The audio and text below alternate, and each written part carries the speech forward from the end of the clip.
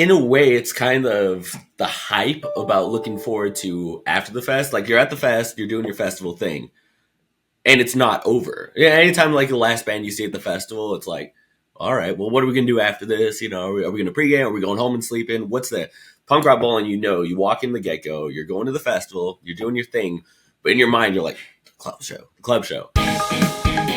This is Rob Ruckus. Hey, this is Kate Clover. Hey guys, it's Nick Collins here from The Effect and Better Strangers. Hi, my name is Madeline Rose. Hey, it's Ben McKelvey. It's Tim Howard here from Mike and the Mechanics. Hello, I'm Amanda Lehman. I'm Billy Harvey. What's going on, everybody? I'm Casey Sampson from the band Twist Stop. Hey, it's Tony from Fastball.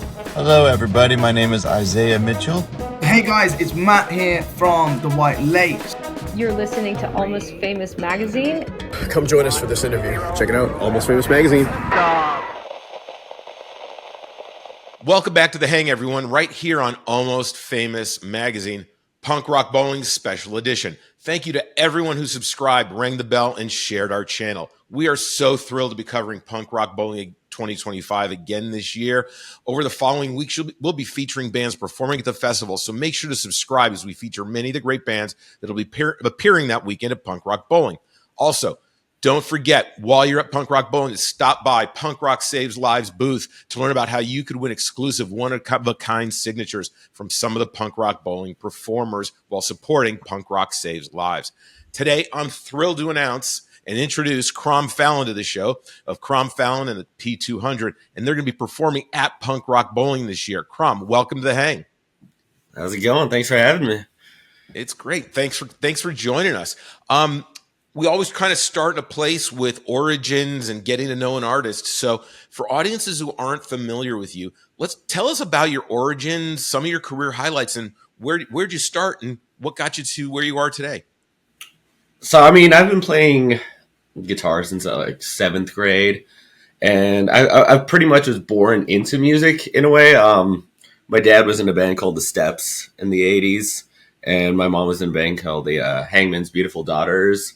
That band like featured people like Phil, who was in Jesus and Mary Chain, and Dan Tracy from Television Personalities. So I was gonna be playing music pretty much from like how I was exposed as a kid, and then around like high schools when I tried forming bands, and I remember moving back to Vegas and being very serious about like, okay, I got to start something. And I had a friend who was like, well, I'll be the singer. And I remember hearing him sing, and he was absolutely terrible. And I was like, well, if you have that confidence in saying, you know what, I'm going to sing this shit. So that's when I started singing for bands too. So ever since then, I've just been playing in different bands over the years. First it was like Acton Town in Vegas, and then it was the Astairs, and then that molded finally into doing Cromm Fallon, the P200. Wow. Now, you've got you've got it in your blood and in your background, and you describe your music as like garage power pop rock, kind of all mixed together. How did you land on the sound, and who have been some of your influences that helped you mold the sound that you wanted to create?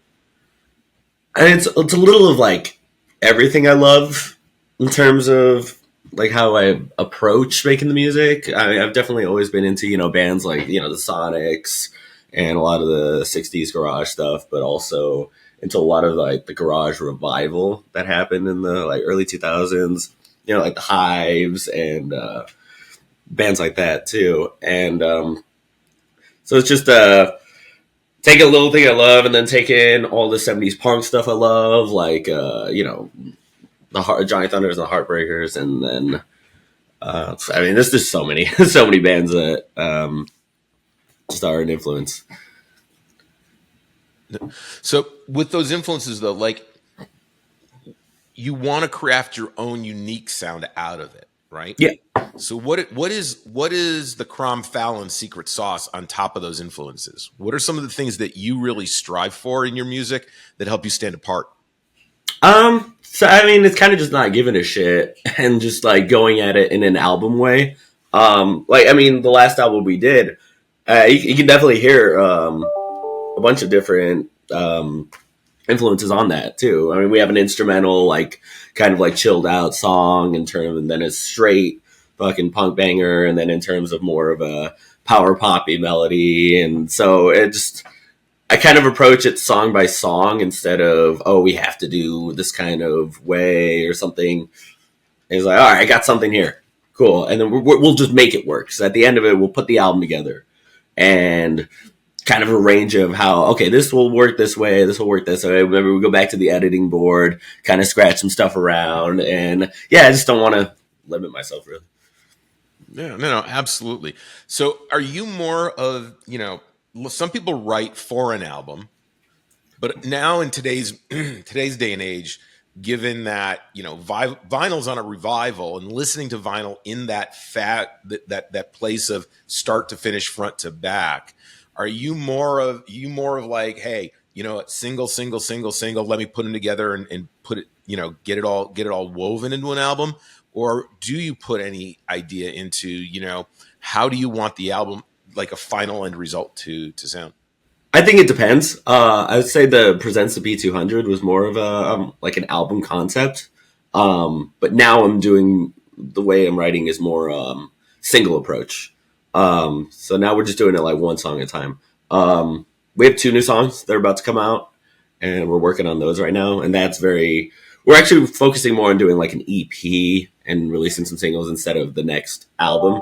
So yeah, I just go through different phases, honestly, depending on how the songs are or how I feel that day, honestly. Sure. So you've got 2 albums out. You've got your first album, and then now the second one was Presents the P200. Yep. Tell me a little bit about the members of that, who's all involved, and get into what they bring to it. Because when you bring people into your musical life, right, you're bringing them in to add some flavor, right? So how'd you find some people to work with to add that flavor and create what you have now? Yeah, so we got Trulin Morrison on guitar and Aaron Archer on drums. But that second album was when it really started to be the collaborative of everybody bringing all the songwriting and everything to the table. So some of the songs are just straight out written by Trulin and Aaron. We get together. We'll have sessions where we just sit around and we're like, all right, lyrics, let's work on something. So it really is a full band collaboration. What started as a solo idea ended up turning into, those are the P200 boys, as I always call them. Nice. So if someone hasn't heard you yet, right? Yep. And you've had some singles out, you've got some videos, where should someone start their journey with your music? Is there a song or 2 songs that you feel are the best introduction for people to start with your band? Yeah, I would. I'd probably say Two Stroke Smoke, and Modern Drugs, and maybe East Bay. Those are, I would say, like the 3 to be the first listens if you first time listening. What makes those 3 special? Why did you choose them?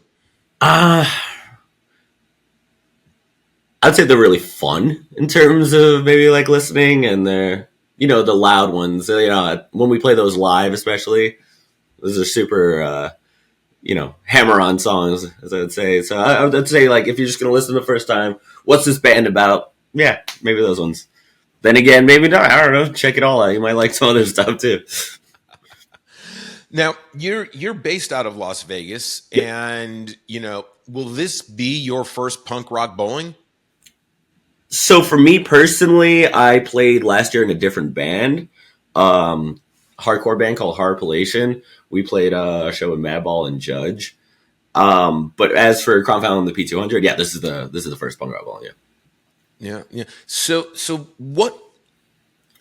Club shows for punk rock bowling are different than the festival shows. Yeah. For someone who hasn't been to punk rock bowling before, and those festival shows the club shows are selling out pretty quickly, okay. So they better get their tickets fast. What is one of the big differentiators in those club shows, and what makes them special wrapped around punk rock bowling?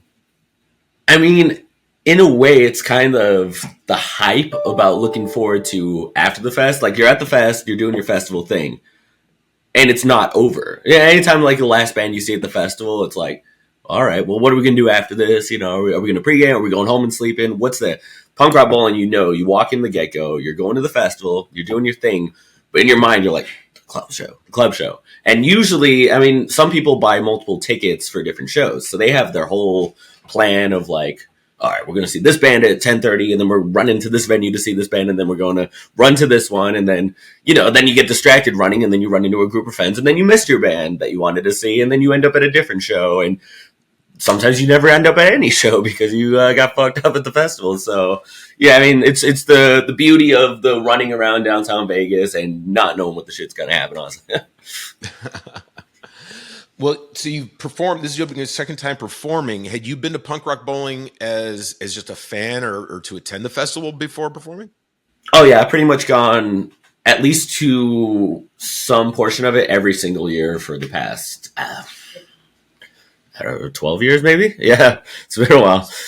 So like, give us a couple of stories, like some highlights, some like really could be batshit crazy kind of story of your experience, some from you know, some of the best bands you've seen and why, and some of those club experiences. We'd like to give people a flavor of what it means to make the trek out for punk rock bowling. Yeah, I mean, it's it really is the like a representation of how the downtown music scene is in terms of venues. So it's seen its share of different venues throughout the years, and some of the best ones was at the Bunkhouse. The Bunkhouse was like the OG, like everybody, if you're from Vegas and you've ever gone to live music shows, you missed the Bunkhouse. That was the spot. And one of the coolest club shows was Killing Joke playing outside of the Bunkhouse. And I think, I want to say 45 Grave opened up. Maybe I'm wrong. I don't know. But no, Flipper opened up that one. So that was a cool show. And man, it's just, I remember seeing Ministry at Fremont Country Club as a club show, and that was so fucking loud. And just, you know, running around different spots. And now it's funny how you can see new places pop up, and you're like, I've never even heard it. Like last year we had the Notoriety did a bunch of the club shows, and I remember seeing the flyer going, what the fuck is this? Because they don't do any local shows there. That was a whole new thing. And then now you've got Substance, which is an EDM venue that's now doing punk rock bowling. So it's just it's always random of where these shows are going to be and where you're actually running to. Like we're playing Usual Place, so if you're not from Vegas, that one's kind of far. You're gonna have to walk a little bit longer. And then you've got, you know, Triple B's and Fremont Country Club's always like a staple for punk rock bowling shows, but you know, you see different places come and go. Yeah, I think I ended up at the Usual Place last year for the Shakewells. I was photographing the Shakewells. Yeah, they played with Guitar Wolf, and yeah. No, Shakewells are freaking amazing. I love them. That's amazing. Yeah. Now, for, you know, since you're a Las Vegas local, right? Yep. And people may be coming into Las Vegas for the first time, or especially their first time around the punk scene. If you're into punk, what are some things that people need to make time to do, right? Because sometimes we get awash in our own surroundings, but like 2 or 3 things that would be super cool for someone who's visiting for punk rock bowling that they should do outside the festival. So I don't want to completely plug myself in every way, but I DJ every Thursday at Berlin, and I do a vinyl night that's, you know, a mixture of punk, soul, garage, power pop, ska, like new wave. So if anybody's coming early, come out to that, because that'll be fun. And maybe I'll have some special guests. I can't say yet. But besides that, though, you know, obviously the classic is, if you've never been to Vegas before, you've got to go to the Double Down. Like, I mean, it's, you know, I don't go there enough like I should. I used to go there more.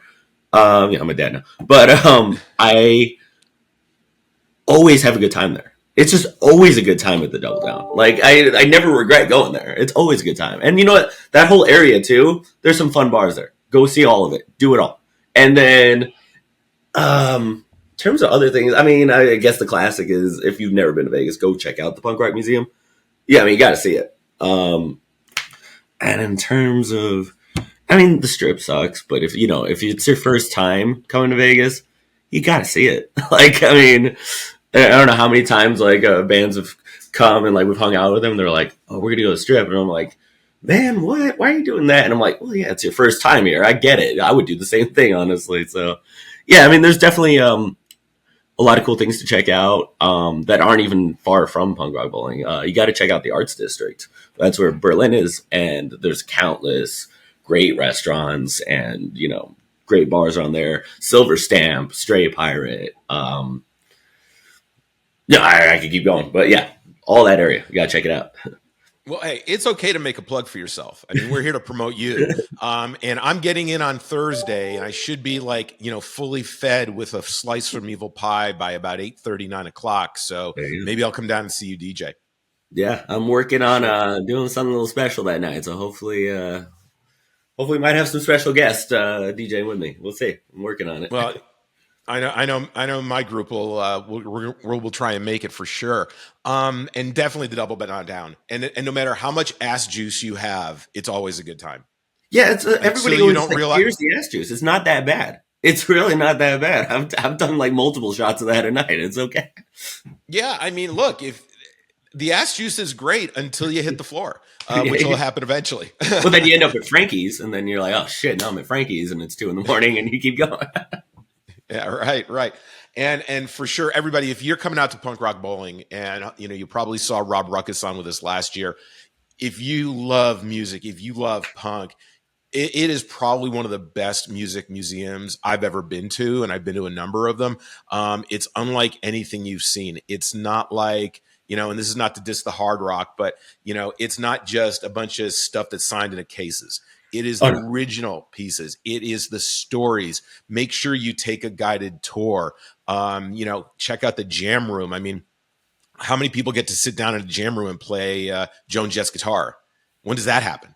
Right. So it's cool too because you can kind of like pace how you want to do the museum too, in a way. Like there's that section, and then you can just take a little break and you can just drink some Everclear shots at the bar midway through the museum, and then you go upstairs and you see the more like newer-y kind of stuff, and then the jam room. So you can have a fun day there for sure. So yeah, I mean, if you're visiting town, do it. Oh yeah, no, I mean, I'm going back for sure because they got some new pieces since I was there last year. So I'll definitely be hanging there for a little bit as well. What's next for Cromm Fallon and the P200 after punk rock bowling? Definitely releasing new music for sure. And we're going to start working on going East Coast in England. So we have a tour coming up, and we're playing with a band from Boston and England. So our plan is to role reverse that and go out there. And then hopefully we'll have a new EP at least by the end of the year. 4 new songs before 2026. That's the goal. That's what I'm going to do. When can people in the Northeast expect that tour? Not sure yet, honestly, but we're kind of hoping if it's not later this year, at least early next year, but not when it's, too snowy in Boston. That's when we got time, all the weather and all that, right? That's the thing about Vegas. I don't know about seasons because we never get any seasons out here. So yeah, for sure. No, and I'm based in Dallas, Texas. I'm from the Northeast, but I have a snow allergy. It's very severe. I break out in hives even if I think about snow. So I totally understand not wanting to tour in the winter for sure. So a couple things that we do here on the Hang, which I think make them a little fun and unique. We're always curious and we think this is a way to put something good out there in the universe because you never know who's going to watch this. If you had the opportunity, and you get one choice in this, to hang out in a studio and collaborate with a musician to make some music for one day, who would they be and why?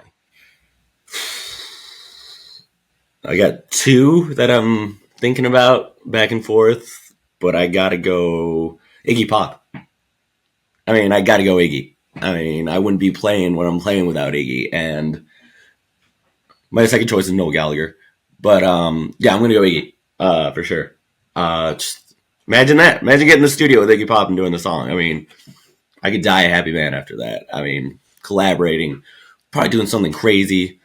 I mean, he still has it, too, man. We saw him play here at the Palms, I want to say maybe 2 years ago.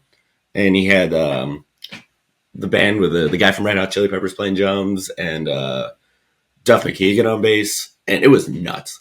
Dude's in his 70s and he's still fucking his ass out, rolling around, still has it. And it was such a great show. So he still brings it. And I know I would make something cool with him. And since you chose Noel Gallagher as a number 2, you're just gonna have to put me on the list for that Thursday night for that one. But tell me about why Noel Gallagher.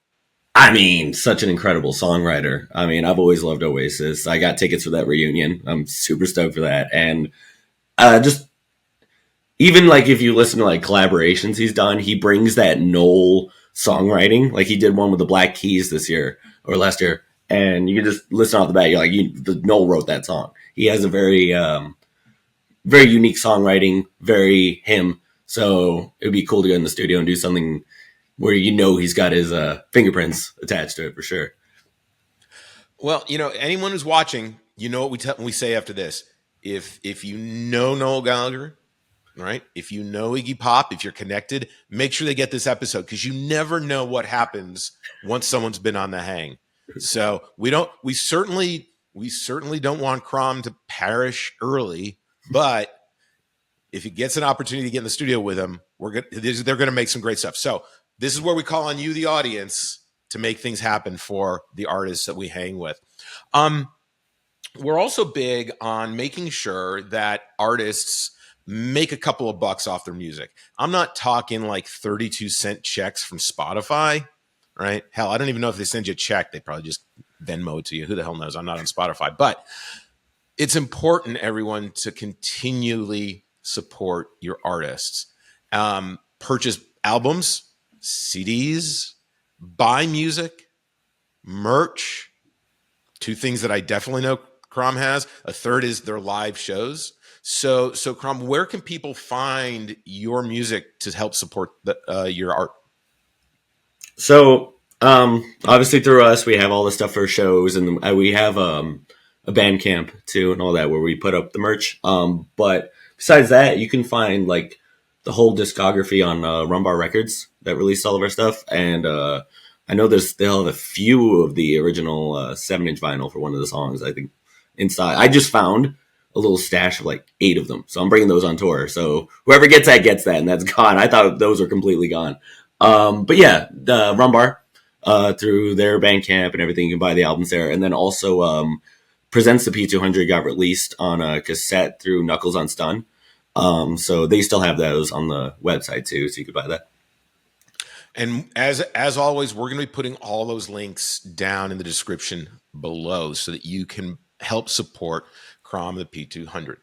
But with that, we also do one very special thing because we're big believers in supporting music, and we all love great music. So besides picking up Krom's music, Krom, who are 3 artists that are like either in your current mix for playlist for a workout, for relaxation, just people you're jamming to? It doesn't have to be a new band, an old band, but who are 3 artists that you really dig and why that you would share with other friends?